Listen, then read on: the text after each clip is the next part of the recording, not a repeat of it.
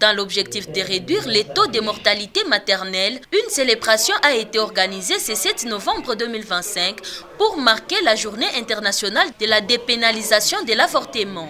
Cette journée, qui est officiellement célébrée le 28 septembre de chaque année, avait pour thème international « L'avortement sécurisé est un soin de santé vital et salvateur ».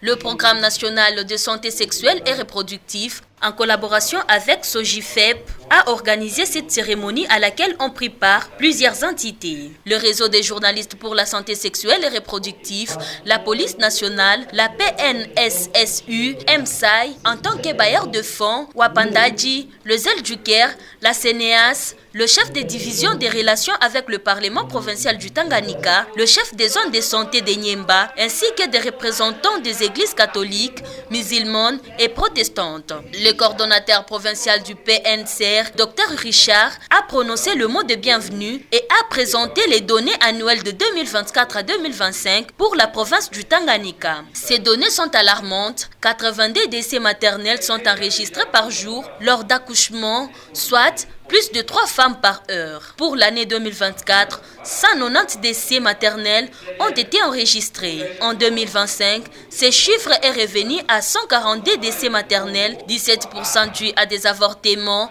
16% à l'anémie, 12% à des infections, 49,9% des hémorragies, 8% à l'hypertension pendant la grossesse. Par ailleurs, les chiffres présentés sont tout aussi préoccupants. 240 000 femmes conçoivent une grossesse chaque année, 60 millions d'avortements spontanés, 42 millions d'avortements clandestins, 22 millions d'avortements sécurisés, 20 millions d'avortements non sécurisés. Le thème provincial de cette année était « Avortement sécurisé, un droit non discriminatoire ». La deuxième présentation, assurée par Madame Zawad, a porté sur le protocole de Maputo. Elle a fait le point sur l'état de sa ratification et sa mise en œuvre dans la province du Tanganyika. Plusieurs structures ont été créées conformément à ces protocoles. Madame Zawadi, coordonnatrice de Sogifep, a appelé toutes les femmes du Tanganyika à ne pas avoir peur de revendiquer leurs droits en matière de santé. C'est une journée importante pour le droit de la femme